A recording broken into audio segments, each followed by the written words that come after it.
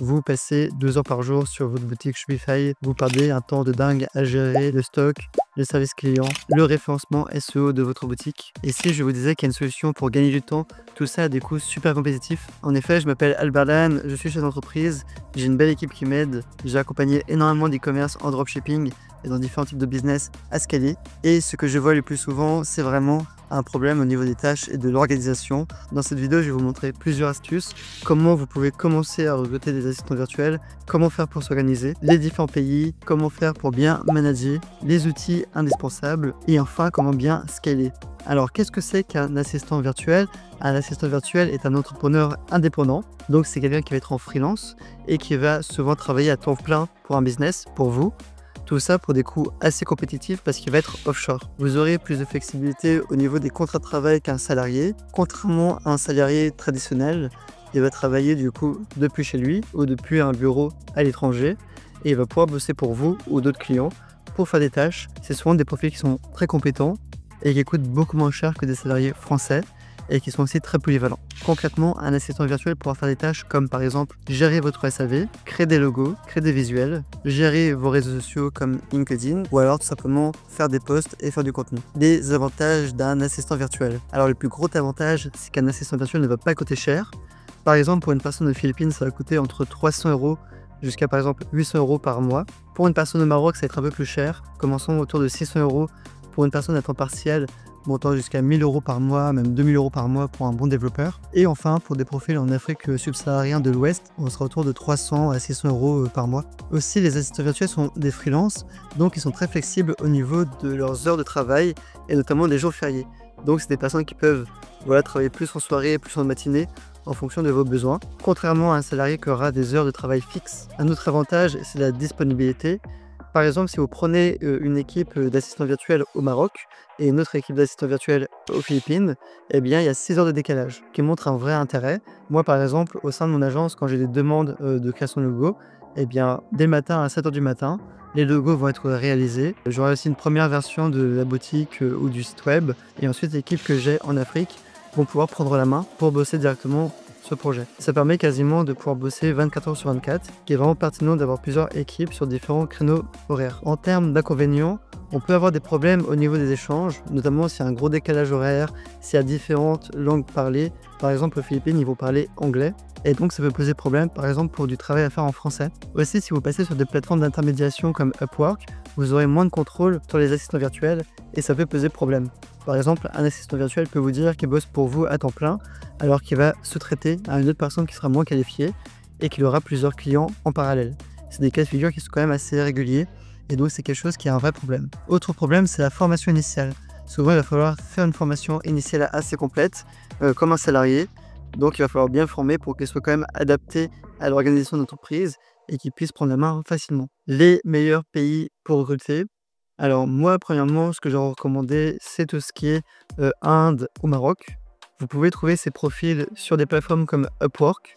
Petit conseil, je vous recommande de filtrer par le nombre d'avis et de plutôt prendre des gens qui ont peu de visibilité sur ces plateformes. Ce seront des personnes qui pourront plus facilement travailler pour vous à temps plein, alors que si c'est quelqu'un qui est dans le top de la plateforme, c'est quasiment sûr qu'il va se traiter. Et là, vous aurez beaucoup moins de contrôle sur la qualité. Si vous souhaitez recruter, par exemple en Europe, pendant longtemps, c'était vraiment la Roumanie où on allait recruter des assistants virtuels. Maintenant, on va plutôt recruter des personnes, par exemple en Ukraine, où vous pouvez avoir une personne à temps plein pour 500 à 800 € par mois et vous pouvez trouver des très bons profils qui ont vraiment une façon de travailler très européenne.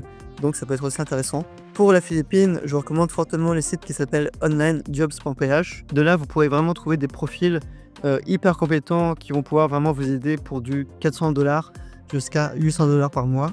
Et en plus, c'est très intéressant comme site parce que vous avez un peu les grilles de prix pour un assistant virtuel. Il vous aide plutôt bien. Et d'ailleurs, vous pourrez avoir un assistant virtuel qui est quand même très qualifié. Le site fonctionne avec un système de paiement pour les annonces. Une fois que vous avez payé une annonce, par exemple 50 €, eh bien vous aurez une cinquantaine de candidatures. Vous pourrez faire vos sélections par vous-même et ensuite vous serez mis en contact directement avec la personne, notamment pour gérer les paiements. Par rapport aux paiements pour les Philippines, j'utilise maintenant Revolut. Maintenant, Revolut intègre nativement le PHP, le pesos philippin. Sinon, avant, je passais par TransferWise, maintenant Wise. Mais voilà, maintenant Revolut le prend en compte, donc c'est très bien. Et enfin, dernière solution pour les pays les plus intéressants où du coup je suis implanté, c'est l'Afrique subsaharienne.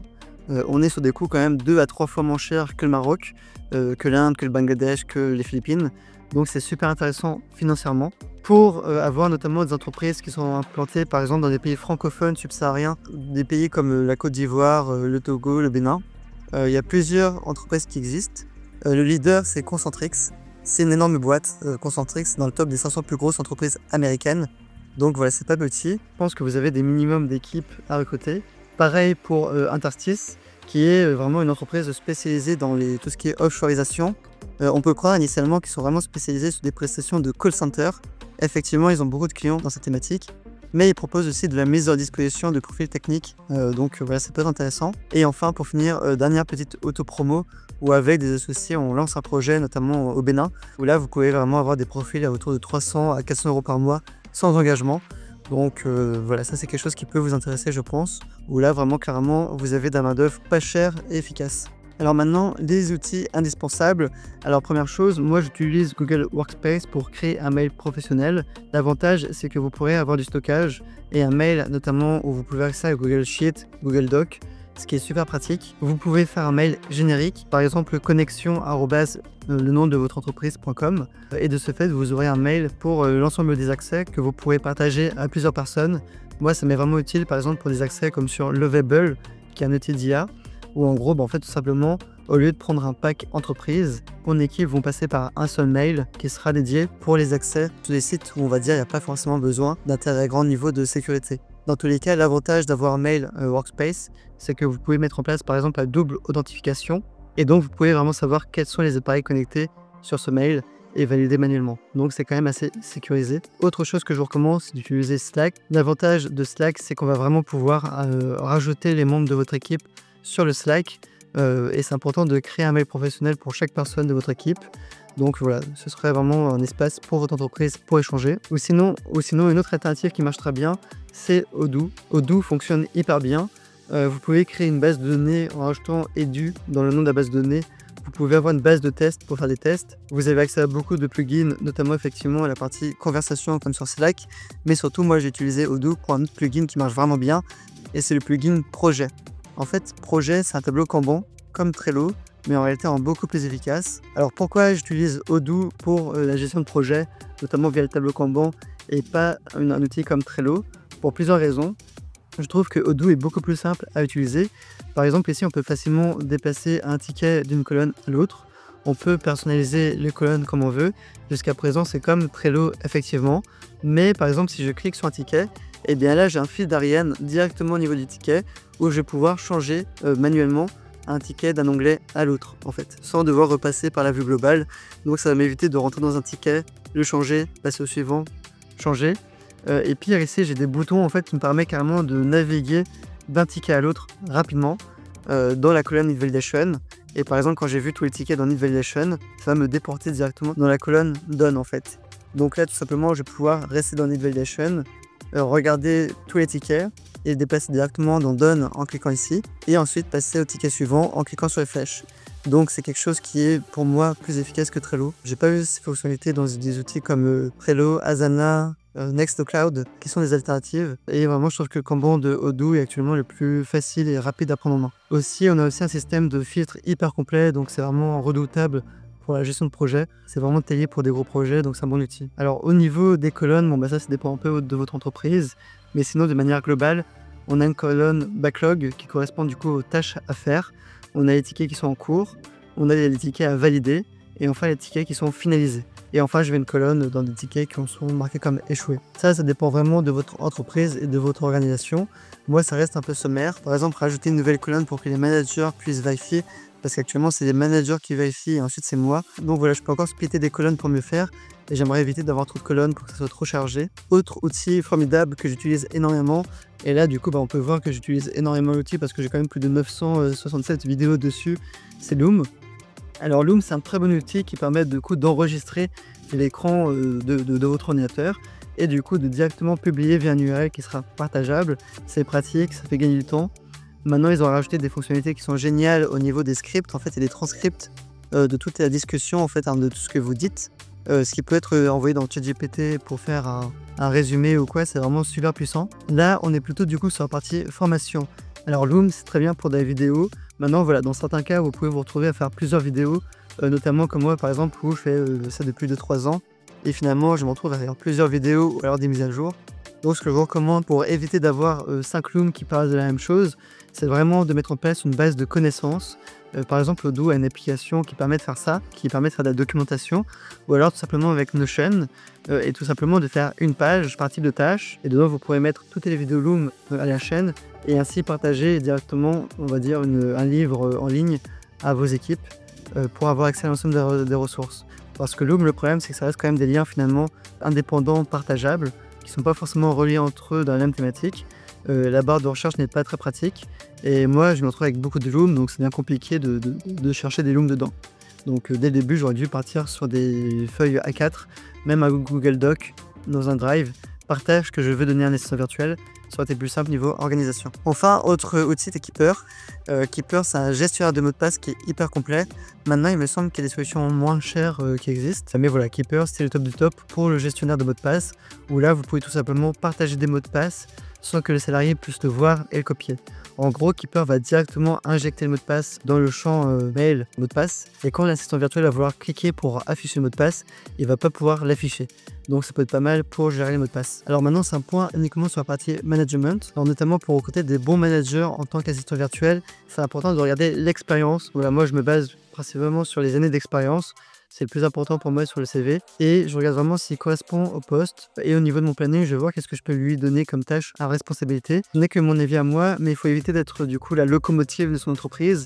Si vous avez l'impression que c'est vous qui faites quasiment tout le boulot pour faire rentrer de l'argent et que vous n'avez pas l'impression de gagner du temps, bah voilà, faut un peu se remettre en question votre organisation interne, et peut-être que vos managers ne font pas forcément assez de tâches. Au niveau des managers et des équipes, c'est vraiment important de leur dire dès le début que les tâches peuvent évoluer en fonction des responsabilités. Ça va éviter des frustrations, notamment si demain vous lancez un nouveau projet. C'est plutôt des notions de ressources humaines, mais c'est très important pour garder des équipes motivées et les faire évoluer dans le temps. Alors par rapport au contrôle de la qualité du travail. Alors première chose que j'aimerais dire qui est vraiment super important, ce n'est pas parce que c'est un assistant virtuel qui est payé du coup dans les 500 € par mois que du coup il faut être moins exigeant sur la qualité du travail. C'est pas bon pour votre business et pour lui ça va pas le faire évoluer. Donc c'est vraiment important de le challenger pour aller chercher un maximum de qualité et ainsi faire croître votre entreprise. Pour la qualité, je vous recommande déjà de prendre des gens si possible seniors, mais surtout de bien les former et enfin de fixer des objectifs sur le travail réalisé. Par exemple, vous êtes graphiste et vous voulez recruter un assistant qui fait du graphisme, et bien effectivement vous aurez un regard vraiment critique sur son travail et vous pourrez vraiment l'aider pour le faire évoluer. Moi par exemple, j'y connais rien en 3D. Donc les assistants virtuels que j'ai recrutés récemment sur la partie 3D, et bien en fait j'ai du mal à pouvoir bien les manager, donc je suis obligé d'avoir un point de vue externe de temps en temps pour m'assurer qu'ils fassent du bon travail. Tout simplement faire appel à des externes pour faire un peu un audit du travail. Ou alors vous avez un manager qui est très bon, qui maîtrise le travail, et là tout roule très bien. Mais il faut vraiment savoir que les talents d'une entreprise peuvent vraiment complètement changer une entreprise. Donc voilà, si vous recrutez un bon manager, ça pourrait complètement changer votre entreprise. Donc c'est vraiment important de bien recruter les personnes. Petite astuce pour le suivi du travail, j'utilise énormément Loom pour le suivi et pour faire des feedbacks à mes équipes. De cette manière, ils peuvent vraiment suivre ce que je leur montre en direct pour l'appliquer et faire les modifications. Aussi, si vous recrutez des commerciaux, par exemple en tant qu'assistant virtuel, vous pouvez leur proposer des commissions. Moi, je propose environ 20% de commission sur les ventes. Alors, pour récapituler cette vidéo, voilà, c'est vraiment important de bien recruter vos assistants virtuels. Si vous manquez de temps pour votre business, avoir un assistant virtuel peut tout changer. Il ne faut vraiment pas avoir peur de déléguer, c'est vraiment important.